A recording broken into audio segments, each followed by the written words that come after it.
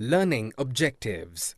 After studying this module, you should be able to explain the meaning of controlling, state the importance of controlling, describe the relationship between planning and controlling, explain the steps in the process of controlling, and describe the techniques of controlling.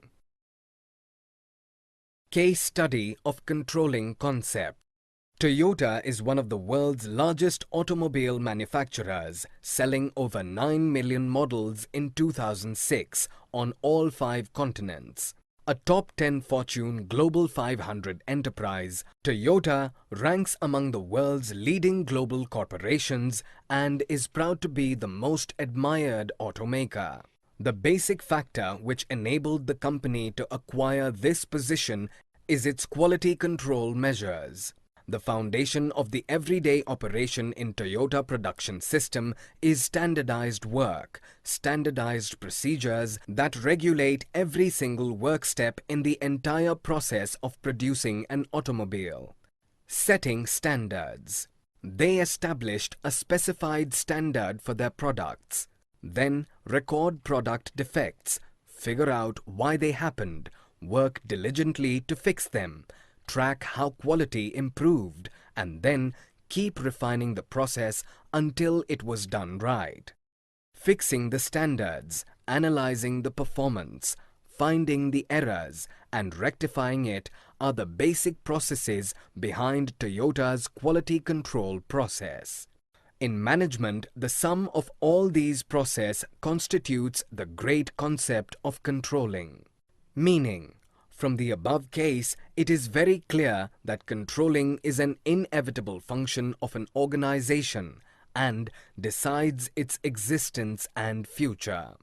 Controlling process ensures that activities in an organization are performed as per the plans.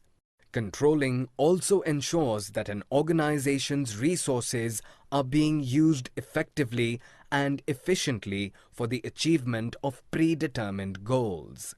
Controlling definition.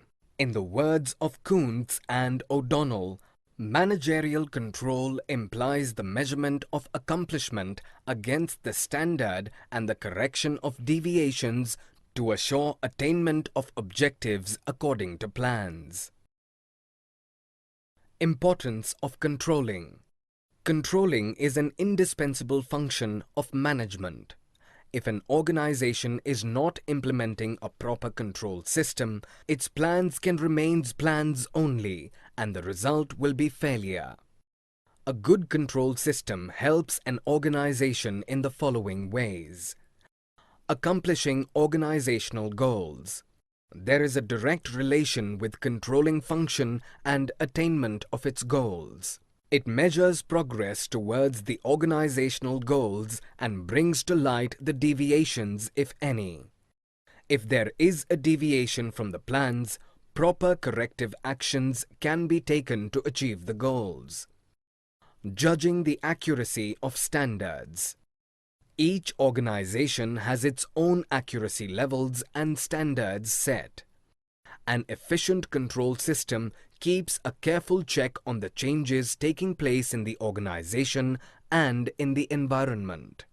Control system also helps to review and revise the standards in light of changes in the environment. Improving employee motivation. Controlling ensures that a well performer is getting rewarded. A good control system analyzes the employees' the standards of performance on the basis of which they will be appraised. It thus motivates them and helps them to give better performance. Making efficient use of resources. An organization has to ensure its resources are being well utilized. By exercising control, a manager seeks to reduce wastage and spoilage of resources accordance with predetermined standards and norms. This ensures that resources are used in the most effective and efficient manner. Facilitating coordination. Controlling function enables coordination among the activities of an organization. Each department and employee of an organization is guided by the set standards determined by the controlling team. Each one are well coordinated with one another. Limitations of controlling. Even if controlling is one of the basic functions of management, it is not free from limitations. The important among them are discussed below. Difficulty in setting quantitative standards. Everything which can be measured have a quantitative value. However, in management, it is difficult to get some standards in quantitative value. This makes measurement of performance and their comparison with standards a difficult task. Little control on external factors. Controlling can be applied with comparatively lesser efforts when the factors to be controlled are internal. But an enterprise cannot control external factors such as government policies, technological changes, competition, etc. Resistance from employees. Different methods are applied by the firm to exercise control on its employees. Control is often resisted by employees. They see it as a restriction on their freedom. For instance, employees might object when they are kept under a strict watch with the help of closed-circuit televisions. Costly affair. Controlling process involves much time and effort. This will make this function a costly affair.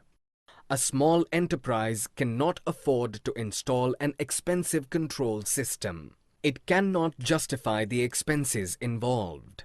Relationship between planning and controlling.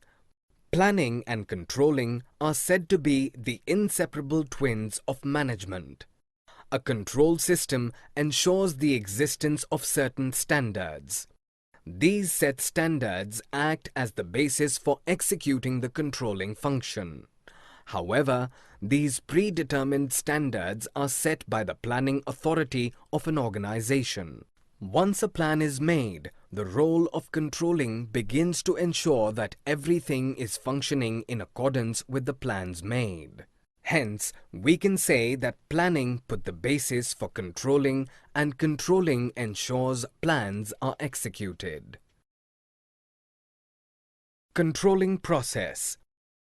Controlling is such an inevitable function of an organization where it ensures the quality and performance. Controlling is a systematic process involving the following steps. Setting performance standards. Setting of a basic standard is the first and foremost process in controlling process. The standards are the criteria against which actual performance would be measured. Thus, standards serve as benchmarks towards which an organization strives to work. Measurement of actual performance. Once performance standards are set, the employee's performance should be measured on the basis of these standards. Each and every process and employee's performance are compared with these standards to find out the variations from actual plan. Comparison of performance. Here, the actual performance will be compared with the set standards. Such comparison will reveal the deviation between actual and desired results. The comparison will help the organization to understand everything is on the track or not. It is very important to find out the deviations before the task is getting completed. Analyzing deviations. Some deviation in performance can be expected in all activities. Deviations are the difference between actual performance and set standard.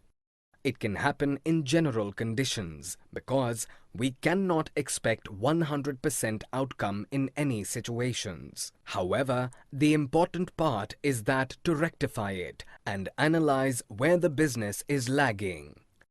Taking corrective actions. When the deviations go beyond the acceptable range, especially in the important areas, it demands immediate managerial attention so that deviations do not occur again and standards are accomplished. Once the corrective measures are identified, then the organization can go ahead with its implementation. Techniques of controlling.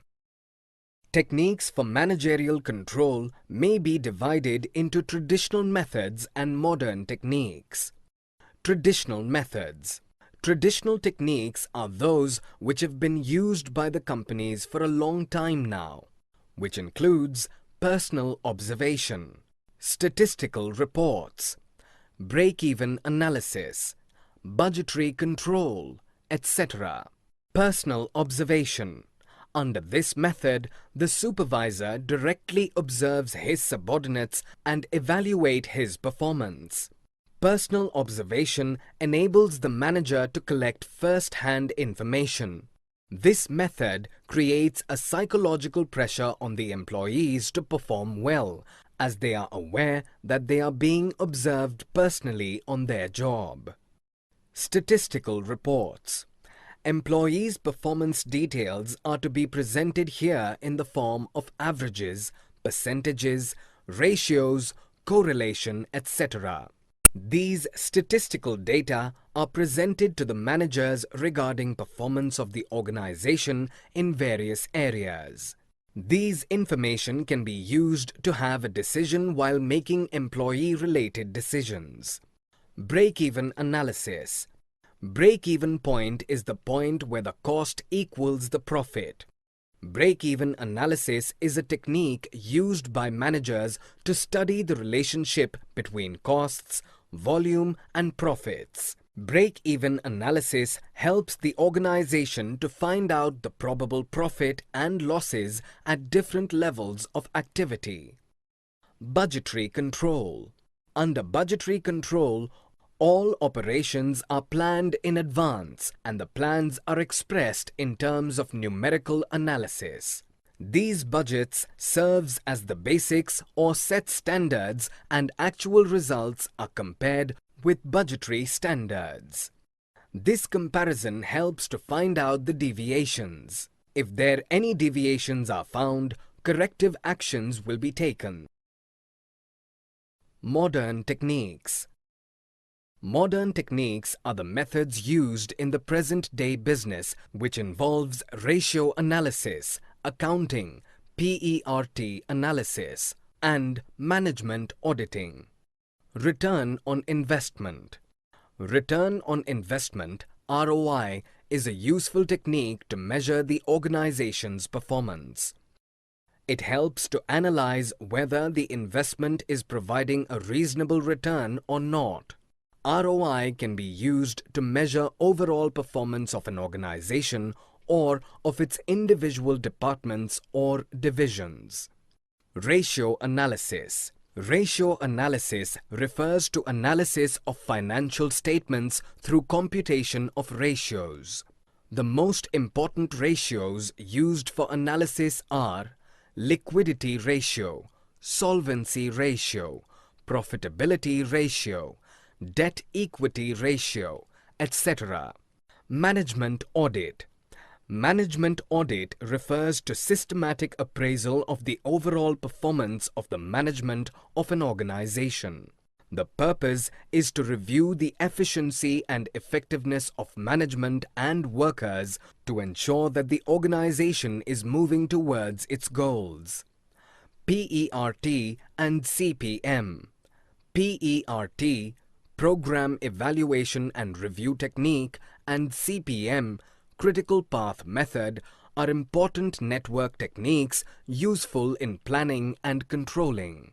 These techniques are especially useful for planning, scheduling, and implementing time-bound projects involving performance of a variety of complex, diverse, and interrelated activities. Management Information System. Management Information System, MIS, is a computer-based information system that provides information and support for effective managerial decision-making. Responsibility accounting. Responsibility accounting is a system of accounting in which different sections, divisions, and departments of an organization are set up as responsibility centers. The head of the center is responsible for achieving the target set for his center. Summary. Let us summarize what we have learned in this module. Controlling is the process of ensuring that actual activities conform to planned activities. The importance of managerial control lies in the fact that it helps in accomplishing organizational goals. Controlling also helps in judging accuracy of standards, ensuring efficient utilization of resources, boosting employee morale, creating an atmosphere of order and discipline in the organization, and coordinating different activities so that they all work together in one direction to meet targets. Controlling suffers from certain limitations also. An organization has no control over external factors. The control system of an organization may face resistance from its employees. Sometimes controlling turns out to be a costly affair, especially in case of small organizations. Moreover, it is not always possible for the management to set quantitative standards of performance, in the absence of which controlling exercise loses some of its effectiveness. The process of control involves setting performance standards, measurement of actual performance, comparison of actual performance with standards, analysis of deviations, and taking corrective action. Personal observation, statistical reports, break-even analysis, and budgetary control are traditional techniques of managerial control. Return on investment, ratio analysis, responsibility accounting, management audit, PERT, and CPM and Management Information System are modern techniques of managerial control.